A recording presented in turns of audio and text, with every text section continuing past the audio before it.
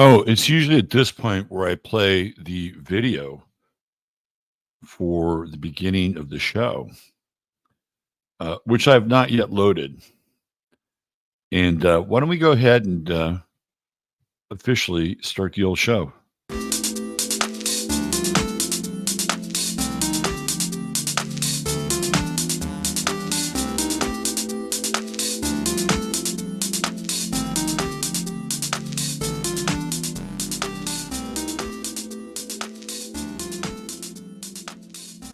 Okay, a mere formality, but one that is important. There is an order to things, even if they are out of sequence.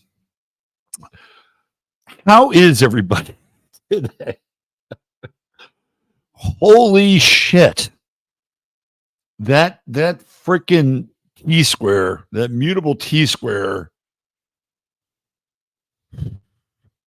Ugh. Okay. Where do I start? I'll leave the personal side of it out. I can't. I mean, I had a here. I'll be. I won't be so cryptic. Saturn right now is retrograding over my biological son's son, and he is just having a hell of a time. An absolute hell of a time right now.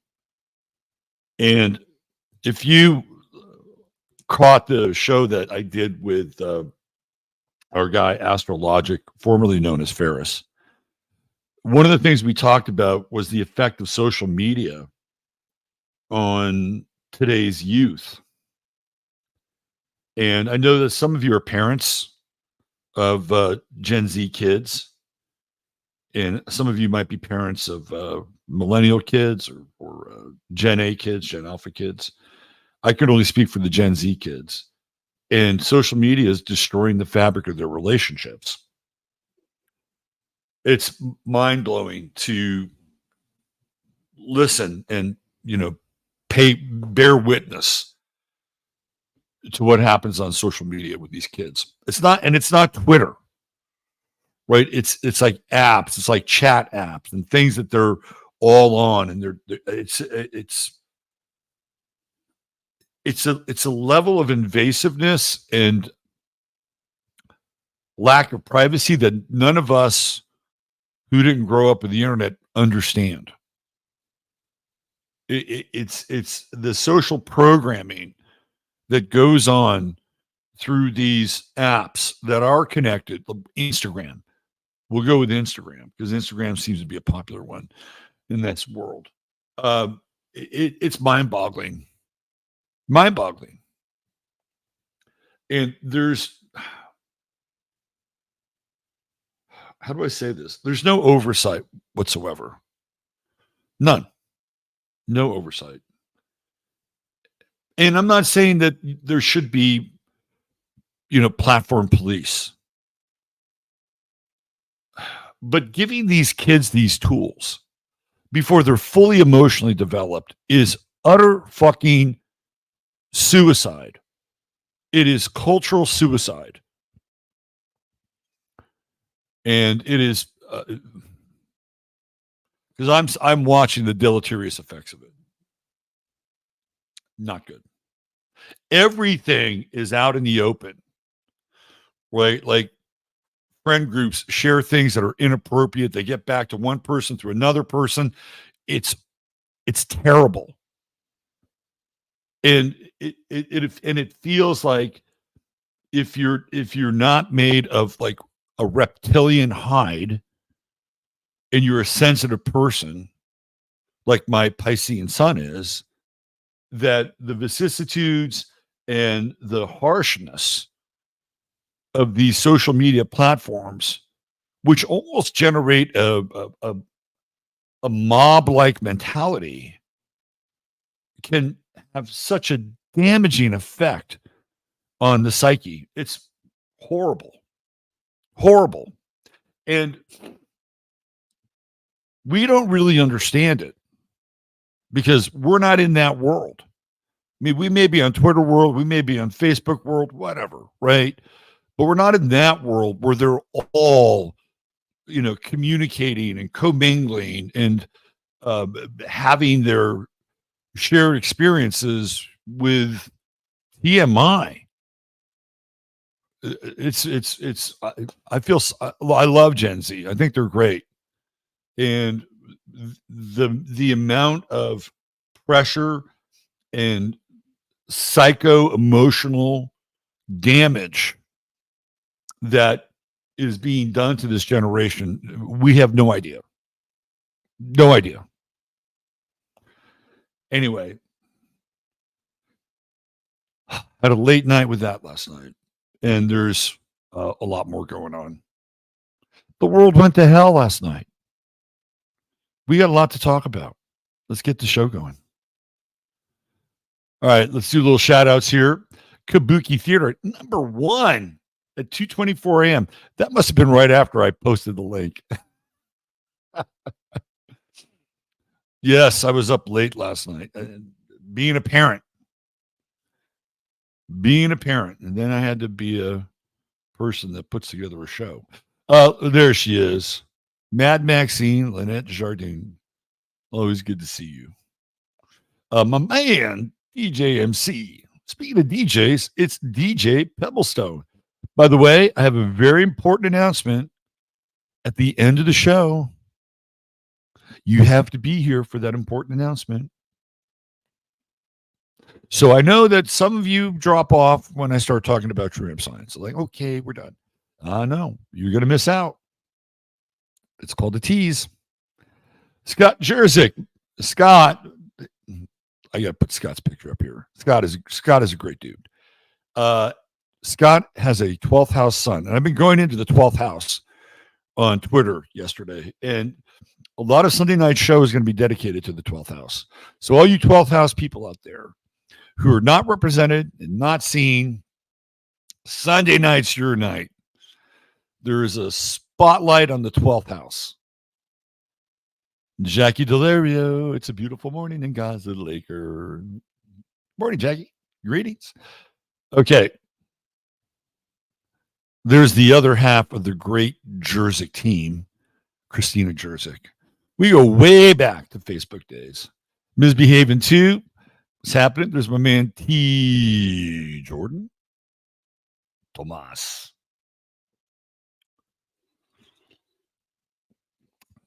Tom broke out the sous vide on the Instapot last night. We're perfecting it. We're perfecting the sous vide on the Instapot with the steak. You have to have the right combination. I like a good challenge. Nora Rashid, the Queen of Speed, woke up with Che Guevara on my mind. That sounds like a lyric to a song.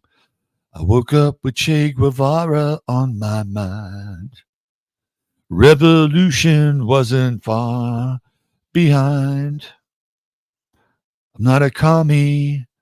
I'm not a fascist. But what I am, I don't know. I ran out of lyrics. If I had more time, I'd figure it out. Moonsprout, what's happening? Jay. Hey, listen, if you're looking for a good Basenji, that's your woman right there. She's the godmother of the Basenji. I knew somebody with Basenji growing up as a kid. It was an interesting dog. Very interesting. Susie G, what's happening? The Queen of Hearts. What you palm? What's going on, my brother? Good to see you, Wit. Lady Lou. Hope to see you in October. Noga Moments or Noga Movement. It's a beautiful morning. Janice Phillips, the Oklahoma Wildcat. Sue Leonard. Hi, Sue. Coming from a very different time zone. Sweet Woodruff, right up there in the DFW. Good to see you, Sweet. Let's see. Who else here? My man, Astro Sam in the house. What's happening, Astro Sam? Good to see you here. Let's see. Who else do we have? Ryan. The introspective woodworker. Greetings. Ryan has also been around for a long time. He used to subscribe to my newsletter, which I used to charge for. It was a kind of a informational newsletter, very small select group of people. But always love seeing Ryan in here. Let's see who else we have. Lisa Ann White. We got the law. Darlene, Claire Sentient is here with us. Yes, sign up, become a member of Locals. Here's what you okay. I'm going to tell you right now. If you sign up for Locals, and I would hope that you would support the show by becoming a paid member. But if you sign up for Locals,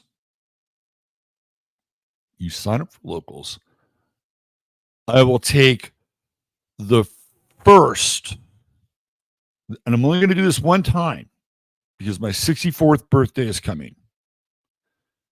I'm going to take the first 64 people that sign up on Locals, and I'm going to gift each of you my astrological course.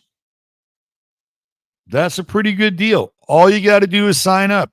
I'm not even asking you to become a supporting member.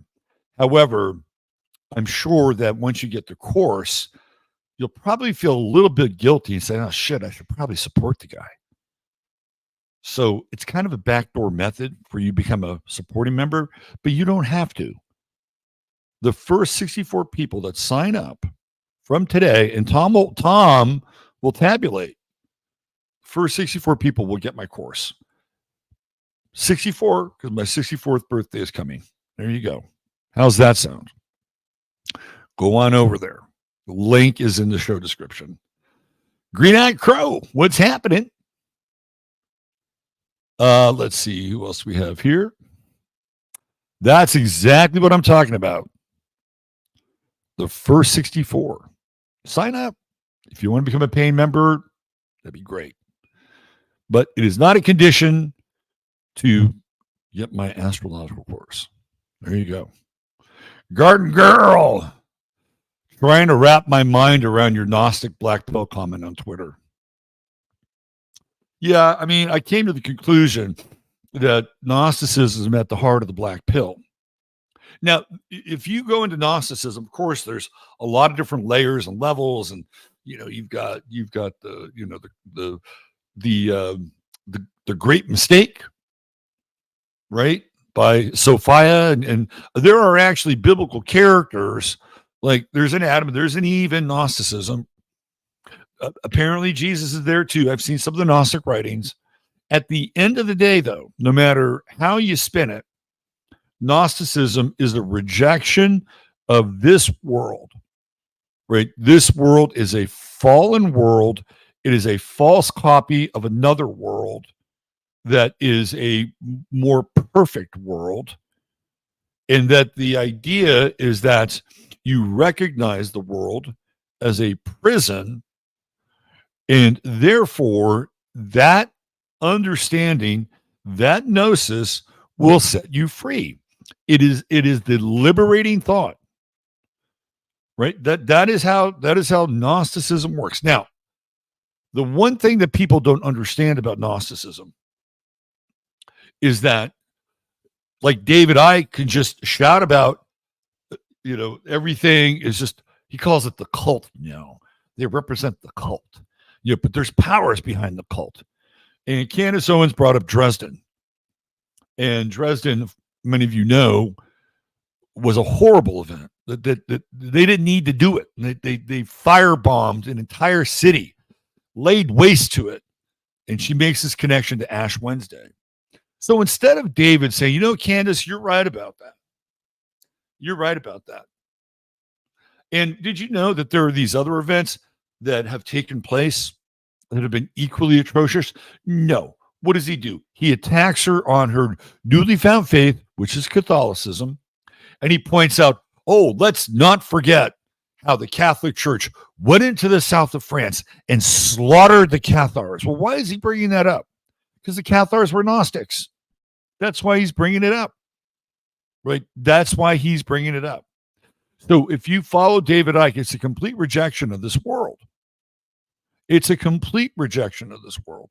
And that's where the black pill comes in. The socio-political theater is a version of Gnosticism, that you have to reject the current order, right? And the idea is that on the other side of the order is the way out, which is the same thing with Gnosticism. Like if you go through all the different iterations of it, like when your spirit / soul leaves your body, you know, the whole thing is, hey, let's recycle them and get them back in the loosh machine. So the idea is to be able to penetrate beyond that, go to the real universe, the real God, the real cosmic emanation. That's the idea. So for the black pillars, their thrust is to get out of the system, right? And the false creation of the political system, which is a microcosm of the fallen world. This is exactly where it comes from. Now, what they're all missing, every single one of them, is they're missing creation and imagination. That's what they're missing. Because the greatest Gnostic of all time was William Blake. And if you study the works of William Blake, you will understand that William Blake conceived his own cosmology that had elements of Gnosticism, but it went beyond it. It went beyond it. What did he do? He created his own system. What was his famous quote? A man must create his own system or be enslaved by another. It didn't say man must reject the system or be enslaved by the system. And this is one of the things that you'll never see with the black pillars. They're really good at burning down the house, but what they're not good at is the emanation of imagination and creation. There they fall woefully short. Woefully short. You want to learn about Gnosticism? You want to learn about the personal remedy to the fallen world? Spend about a year diving into William Blake, and you'll begin to understand the solution. All right, I'm done. Thanks, Garden Girl, for bringing that up. Speaking of girls, we got Whimsical Farm Girl, Harriet Bowie. Hey, Night of Cups. Wakey, hanging laundry, Kelly B. Did I say hi to Susie G? Queen of Hearts. Maya Rose, Guten Morgen. So sorry. It sucks. Really sucks. There's more to it than all that, but it sucks. Aaron L., what's happening? Soul Travelers here. Let's see. It was rough. It was a rough night. It was a rough late parent night.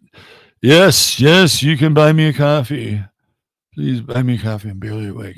Thank you, Tom. Misbehaving too. It is horrible. Maria d'Ange. Maria d'Ange. Indeed, it's horrifying. Glad we didn't grow up in it.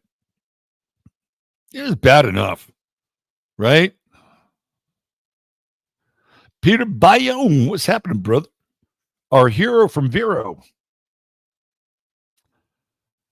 Let's see. Thankfully, my 20-something kids are pretty aware of the manipulation of those platforms. That's good. Who else? Moira, another beautiful day in the Big Apple. Have you noticed that Eric Adams has been strangely absent? I haven't seen much Eric Adams noise. Adam's Apple? You know that he talks that. You know that. Yes, you can get a reading with me. More than happy to do that. Let's see. 93 watching, only 38 likes. Please like the show. Please like my show. Julie Sunshine, 333. You know, when he was young, and there was a need for a cell phone because we were living in a split household and co-parenting. I wasn't opposed to it. You know what kind of a cell phone I wanted to get him? I wanted to get him a Nokia, a flip phone, which is there solely for communication. However, another part of the parental unit went out on a limb and got him an iPhone. He had an iPhone before I did. Anyway, Joe Potter's here. What's going on, brother? Worse for girls, emotional levels, boys, mental health regards exposure, porn, and violence. If you talked to my son last night, he'd be right up there with any emotional girl, unfortunately. Vicissitudes, yes, vicissitudes. It's a good word. Atlantis Rising is here. Nicole DePaulo. No, it's not. Natural selection will solve all of this. Those who care for the earth and living will be allowed to live here, and those will not be permanently deported off Mother Earth soon. I don't have issue with that. I have no issue with that, Dead Wolf. Let's see. Thank you, Susie. Thank you, Susie. Look at Barbara Boos. She mowed the front yard, picked up Anky's poop. Hey, hey, hey, hey. Hey, little TMI there. That's all right. Suntrekker Thompson, rainbows and butterflies. There she is, ISCCP. What's happening? Let's see. How are we all doing? Oh, man. It is the mutable stew. The mutable stew. Listen, look at that. Laura E. is listening on her phone. It's a beautiful day in Vermont. Phoenix, how about Jessica Pagula? Jessica Pagula is the daughter of Terry Pagula, who owns the Buffalo Bills. And she's in the, the U.S. Open. Grace Gravity, what's happening? Sharon Lewis. I got tickets to see Tucker and Bobby Kennedy. There's a video of Bobby Kennedy I'm going to play on 15 minutes. I have to say, it creeped me out. Your son is lucky to have an astrological master as a dad. So, you know, CNZF,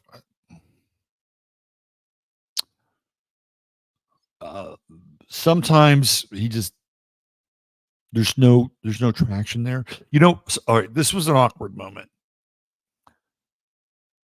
So when he first meets this girl, he shows me her chart. Like, this is live. He calls me and shows me her chart, and she's on the call, right? So I have to look at her chart and hopefully find something redemptive about her chart. And I'm looking at her chart, and my brain is going, head for the hills, head for the hills, head for the hills. You can't really say that when she's in the room and he's in love with her. I didn't like that chart. Did not like that chart. Moon Uranus conjunction. And I know there's some of you out there who have that Moon Uranus conjunction. God bless you. God bless you. You have to figure that one out. Let's see who else we have here. I got a sous vide. Do it once a week. We're gonna perfect that fucking sous vide. I'm telling you. We're gonna perfect it. Those are amazing dogs. They're very interesting dogs, aren't they? Mars it's there. Mars is here. It is my Mars return. Here's to my Mars return. I've gotten the best and the worst out of my Mars. Thank God it's in a grand trine in my chart. And I do like the Mars Sun Square. It gives me a little, a little bit of an edge. Let's see. Integrity Karma is with us this morning. Hello. My preferred breed is the Bernese Mountain Dog. Nice dog. Let's see. I'll be watching episode. Let's see what else we have here. Let's see. Miss Nikki. Scrolling through. Wow, great offer. I've done the course. It's fantastic. Robert made an awesome amount of information, professionally made. It is a good course. First 64 people, you sign up, you're going to get it. That's my 64th birthday present. Not into Gnostics. Michael Sarion explains them really well. It's a complete rejection of the world. I really love your breakdown of that noir film. Please do that again. Oh, thanks, Katie Cat. Yeah, man, Patterns is such a badass movie. So good. So James Turek Art signed up. There you go. The Cathars were Gnostic. That's why David capes for him. And so what do the Cathars do? Well, the ones that escape, well, they go to Scotland and they start Freemasonry and begin to extract their revenge upon the religious world. That's the dangerous deception. Jesus only solves the sin problem. I think I became a member. Good. Bruce Shipley. One took over the line, sweet Jesus. One took over the line. Kelly Odell. Good to see you. Melissa Stanton's here. The Chandlers, I agree. Chandlers lately don't agree with the Gnostic view of the world. It's a dead end. It's a fucking cul-de-sac. Gnostic message has been poorly understood. See John Lamb. I know who John Lamlash is. I get it, right? He, about 2 years ago, he said the Sophia correction had happened. The clock is still ticking here. The clock's still ticking. If you want to understand real Gnosticism and do the work and understand how you recreate the world in a divine image, you spend a year with William fucking Blake, okay? That's what you do. John Lash, good mind, right? He's done some great work, but in relationship to William Blake, John Lash is a student, William Blake is the master. I rest my case. I'm already a member. Does that count? Maybe. We'll see. Let's see. Saturn taught me. Hola. Sel Sully. Sel Sully. Learn about Gnosticism. Follow Michael Sarion. A brilliant thinker. He was the shit back in the 2010s. Bonnie Landsey, I'm grateful. My 2 Gen Z signs don't do much on social media. You're very fortunate for that. Fire sign sons. Well, they can burn the dross. My son is a soppy Cancer. He just sucks it up. Let's see. Who else do we have here? Going through it. Are we there? Still have a flip phone. Good for you. Melissa Urban. Greetings, Melissa. Damn. That dead wolf, he is in quite a mood today. No, we're always in quite a mood here. Are we done? Carol Amore, can you explain Vedic astrology? No, I'm sorry. I could not explain Vedic astrology because it is not part of my culture. It is part of somebody else's culture.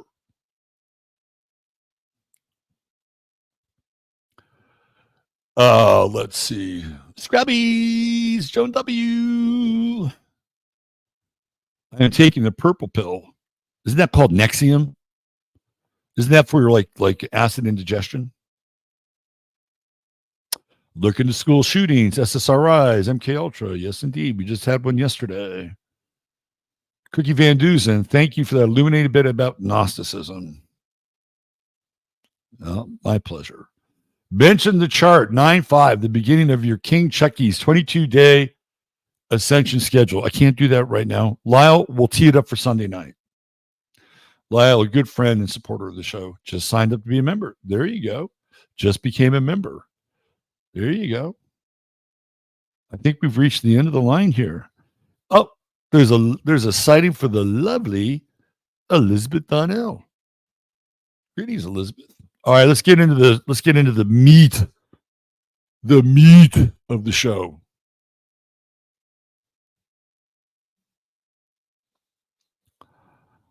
All right. All right. Okay. Mars in Cancer. Dun, dun, dun, dun. Mars will be in Cancer and Leo for an excruciating 6-month period. Excruciating. It won't be that bad. Now, of course, Mars in Cancer, anything you do to improve the domestic lot in your life will be amplified and accelerated with Mars in Cancer. So all you garden people out there, get your fall crops in, right? Get them in, start planting. You probably should have started planting on the Virgo new moon when I got my hair cut, but that's okay. It's still pretty new. Moon's in Libra. I'd wait a little bit, like get in Scorpio where it's nice and damp, and make sure that your soil is regenerated. Like, this is the time. If you want to can, if you want to dry, if you want to smoke, if you want to make jerky, right? This is the time with more. Look, we are headed towards a very uncertain future here, and I'm not talking 2025. 2025, I'll be straight up with you guys. 2025 is a hellscape. Okay, it's a hellscape. It doesn't mean that you can't survive or even thrive, right? Like, but you're going to have to define it on your own terms, because the collective, or this thing that we're living in, is going to go off, and it's starting now. It is starting now. So get busy, you busy little preppers. Mars and Cancer is your friend. Get it done. Because when Mars goes retrograde, which I believe is November? It's right around. I think it's right around Halloween. When Mars goes retrograde, I see that as the beginning of shortages. Once it goes back through Leo and starts to hit Cancer again, beginning of shortages. Plan ahead, get it done now. Mars and Cancer is your friend in this regard. Okay. I got more on Mars and Cancer. Overnight, there's this huge scandal, theoretically, about these influencers who have been taking money from a company called Tenet, and it has lit the wick. It has lit the wick. I'll get into more of that over on 15 minutes. Let's see. We got the sun at 13, and it's really in that square. It's getting closer to that square with Jupiter, and still in that oppositional mode with Saturn. It's only going to get more intense over the course of the next 7 days, right? It's going to take the sun at least 7 days to begin to clear Saturn, and then it's approaching Neptune. So this month, September, is critical. And it fits with Virgo, right? Virgo is a critical sign. So Sun-Saturn opposition, you should become aware of what is happening, right? Like, there is a greater and greater possibility of control systems bearing down upon us for a number of reasons. I'll get into them over on 15 minutes. A lot of them are going to stem from a religious / belief paradigm cosmology. So my advice to you, right? Tether your camel, then trust in God. It's going to take this. And then we get into that Sun-Neptune opposition. You won't know what to believe. Right? You won't know what to believe. And the things that you can't believe, you'll probably have to wrap your head around it. And the things that you want to believe may not be absolutely real and true. Remember, we are in a deep fake. We are in the beginning of the explosion of deep fakes. And we're in election season. So this next period, Virgo season, will be a little bewildering. Now, Mercury will move forward and it will come back into Virgo, which should help, right? Like it should be much more attuned to being critical and discriminating, but it's going to have its own opposition with Saturn. It's going to have its own opposition with Neptune. So Sun first, then Mercury. And I think this is a really important cycle phase that we're in right now.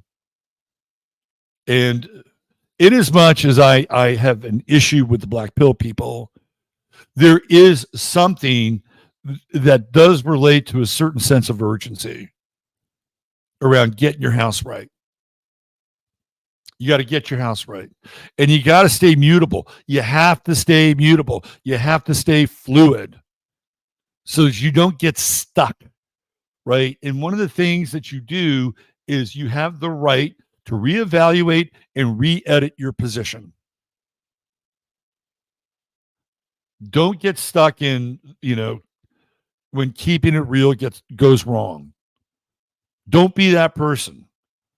Just if you've been attached to something and you realize, hey man, I'm not sure I'm that attached to this anymore, let it go.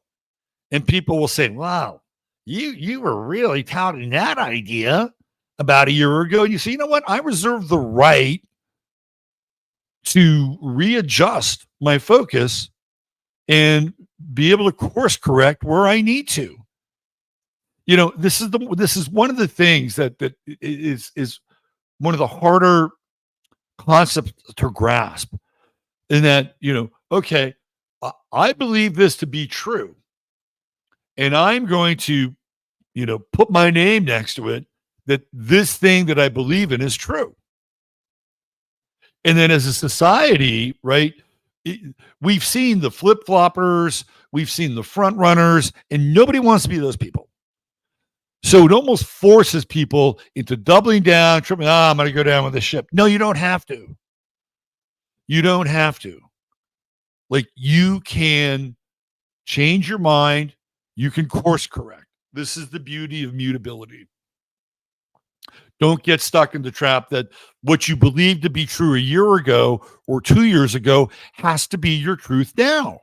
It doesn't. And people say, well, you were preaching that. You were preaching that gospel too. Well, guess what? I learned more. And I'm revising my ideas. That's what I would recommend. You got to stay fluid. You got to stay agile. There's a lot of mutability in the air. Don't get caught. Do not get caught in the, hey, this is what I believe in, and I'm going to stand by it till the day I die. To the day I die. Mercury is moving. It's in a sextile with Mars, but as it speeds up, it'll catch up to Mars. It'll be Mercury in Virgo, Mars in Cancer, and let me tell you, you're going to be able to get a lot of fucking work done. It helps if you're emotionally aligned with it, right? It helps if you're emotionally aligned with it. Let's see. Did the Grand Trine Party break up? Yeah, it did. So Venus and the moon are in Libra. Look at all that lovely, lovely Libra. Venus, Juno, and the moon. I like that Juno moon sextile. I went to Home Depot yesterday, not Home Depot, Lowe's, and I settled my oven thing. It was so easy. And then Donna is the Donna is the good cop. And then Cindy was there. And they were there together. And Cindy was nice to me. And Donna was nice to me. And it all worked out fine. Right? A little bit of Libran diplomacy goes a long ways. And we got the moon coming in and trining Jupiter. Hey, a little bit of magnanimity goes a long ways. So I'm offering the first 64 people that sign up in locals. And if you want to become a supporting member, I'll leave that up to you. You'll get my course. One-time deal. That's the moon trining Jupiter. And I'm embodying the spirit of magnanimity. And you could do it in your own way. Let's see. The moon is also trining Pluto. And that moon in Libra is just so fair and so just, so kind. And trining Pluto, it's a reinforcement of values in a deep way. As far as the collective goes, man, it's a mess. There's so many things I can talk about, and I will, and there'll be on 15 Minutes of Flame. All right, let's get the banner up. Let's get the Bruce banner.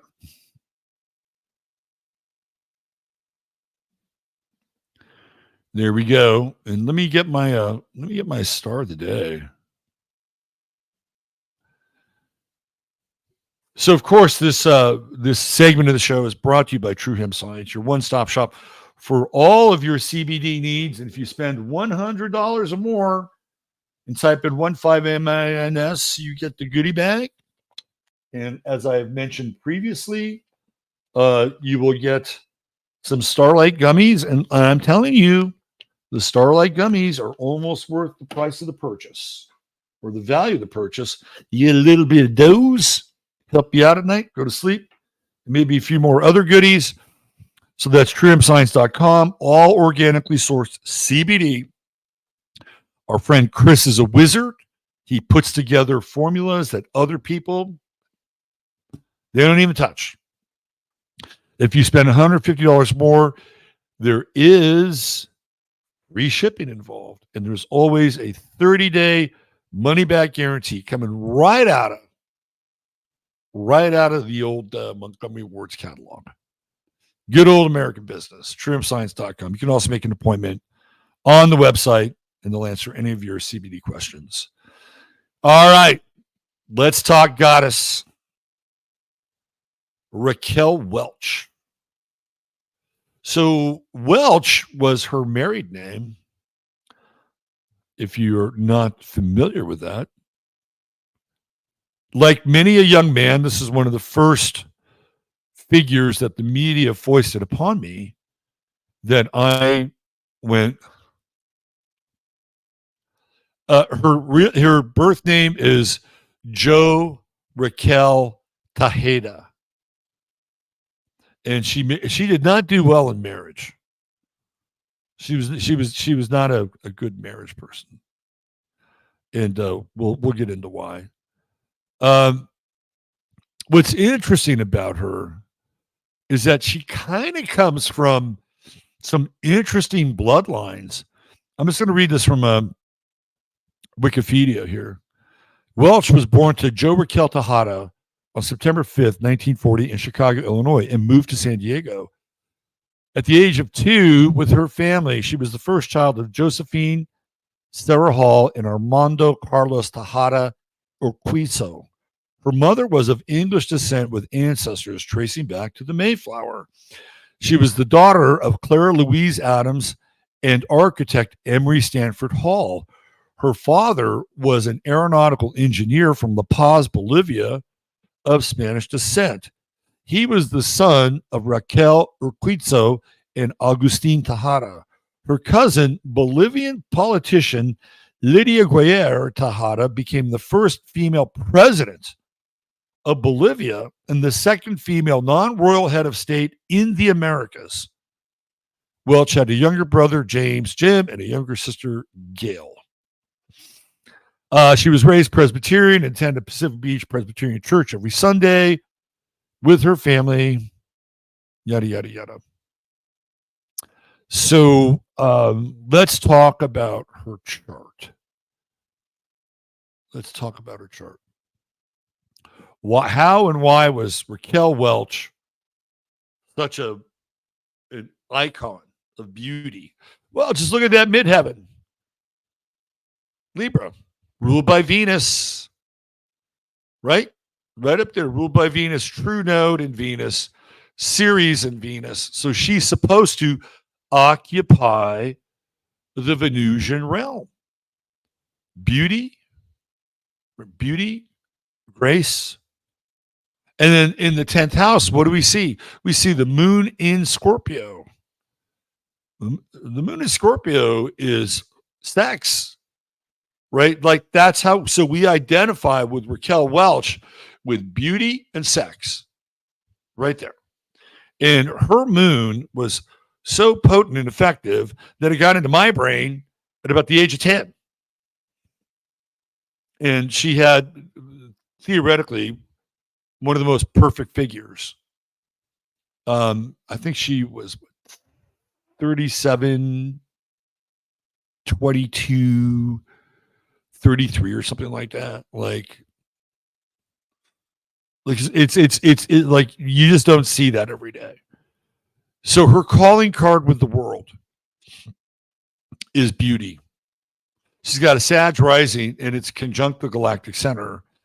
And I think this sort of posed an interesting dilemma for Miss Welch, because obviously she would feel compelled towards some sort of mission, right? Or calling, deep calling, philosophical purpose, something beyond just being beautiful and a sex symbol. It's an interesting rising sign to have here. If you look down here, she's got Saturn, Jupiter, and Uranus all in the sign of Taurus, of course. Jupiter and Taurus, again, ruled by Venus, 5th house, which rules things like acting, being on the stage. And she's somebody who actually worked fairly hard at her craft and took on some very unconventional roles, like the very strange Myra Breckenridge. And the gritty role of a roller derby queen. What was the name of that movie? Oh shit, Kansas City Bombers. So she would take on unusual roles every now and then.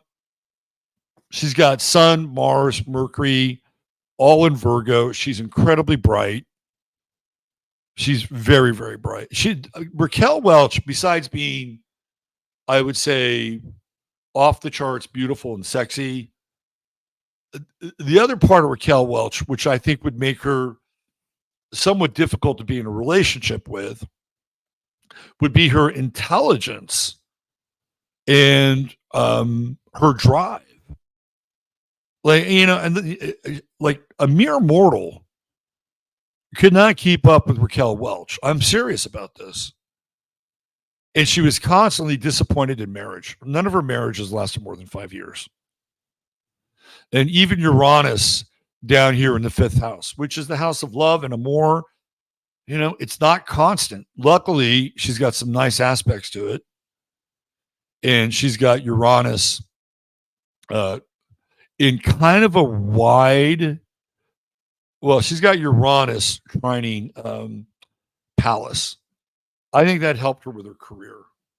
She could see where things were going, right? And she was able to take advantage of those opportunities. Venus in Cancer in the 7th house, which is nice. I like Venus in Cancer. But conjunct Chiron, it's not as easy. And I would say that, again, based on like what we know, Raquel Welch was incredibly bright. She was driven. She was beautiful. I think the men that would show up in her 7th house would be just by default deficient. I mean, just by default. I mean, in their brains, they could say, well, I'm a G, I'm an alpha. I'm going to be married to Raquel Welch. Well, good luck with that.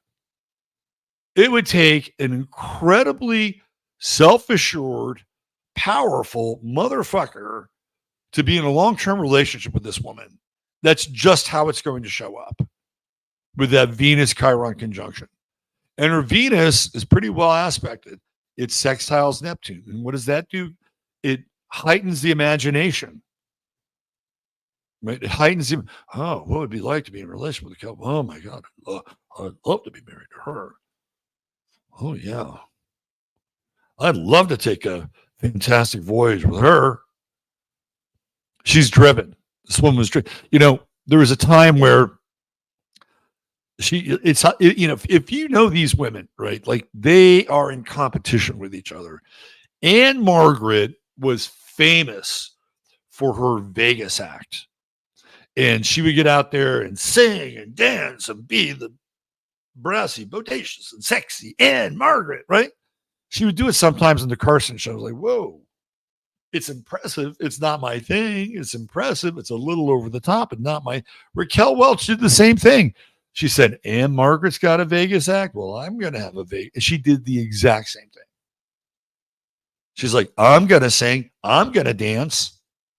I'm going to show the world that I am as versatile. I'm not just some pinup gal. I've got real talent. Right? And that's what she did. And that's all 8th house stuff. Like that Mars in the 8th house, look out. Look out. I don't know. It's funny. Like I don't know. I haven't really cruised around looking for Raquel Welch's details about her sex life. But looking at her chart, I would say that this woman had the potential to be insatiable. Right? You got that Mars Jupiter trine. Mars is in the 8th house. Virgo, like once you got behind closed doors with Raquel Welch, if you were in an intimate relationship with her, with Mars in the 8th house, I think you'd find out some things about Raquel Welch. And you better be able to go the distance with Raquel Welch with this chart. Seriously. And that's why I think she was so successful as an icon, because she emanated all of that. She emanated this sense that there was a intense passion and heat that was not disconnected. Like form followed function. That's how I see her. And she's got Pluto also in the 8th house, square that moon. And that's a problematic square. I guarantee you somewhere along the way, somebody tried to control her. Who knows? Maybe Raquel tried to control somebody else. That Moon-Pluto square, that is the square of Persephone and going into the underworld and having to free yourself from the psychic bonds and clutches of Hades, especially with Pluto in the 8th house. It's a very interesting chart. She's got Juno in Leo. Look at that. Juno and Leo conjunct Pluto. Juno is what? It's all about fertility. She's a fertility goddess. She did have 2 kids. I think that's it. Tawny and the brother. And after that, she was done. But in a lot of ways, it's also a very strange chart. It's quite top heavy, above the line, and her personal life is all down here. It's all 5th house. It's all 5th house. And it's all moving up, right? And then the other personal part of the chart is going to be that South Node in Aries. And, when you look at a film like Kansas City Bomber, like that's a South Node in Aries movie.